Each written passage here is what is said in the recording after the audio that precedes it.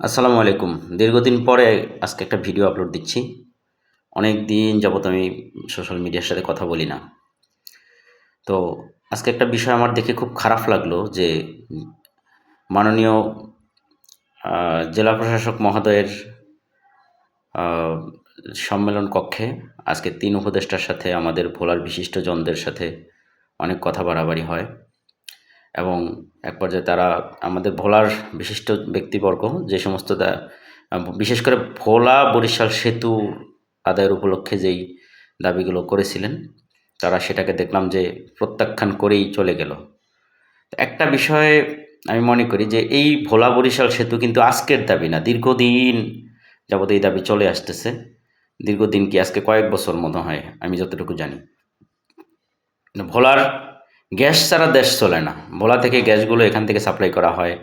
ভোলা থেকে মাছ, বিভিন্ন শস্য, ফসলাদি, এরপরে বিভিন্ন কাঁচামাল ভোলা থেকে সাপ্লাই করা হয়। ভোলার জিনিস দিয়ে চলে দেশ, আর ভোলার গ্যাস নিয়ে সারা বাংলাদেশ চালায়। আর ভোলার একটা মাত্র দাবি, মানুষের এই দাবিটা পর্যন্ত তারা রক্ষা করে না। কি নির্লজ্জ এরা হইতে পারে! কতটুকু বেহায়া এই সমস্ত মানুষগুলো! তো আমি মনে করি কি জানেন? আমি জানি না এই কথাটা কতটুকু যৌক্তিক, তবে আমার মনে হয় কি এটা করাটাই বেটার। ভোলা থেকে সকল প্রকার মাছ, ভোলার ইলিশ মাছ, ভোলা থেকে যে সমস্ত ধান, এরপরে হচ্ছে গিয়ে হইলো সবজি, হ্যাঁ?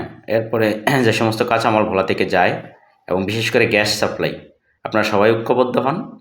গ্যাস সাপ্লাইটা বন্ধ করে দেন। সব কিছু এখান থেকে সাপ্লাই বন্ধ করে দেন। বিচ্ছিন্ন দ্বীপ ঘোষণা করে দেন। আমার মনে হয় যে ওরা এছাড়া সোজা হবে না।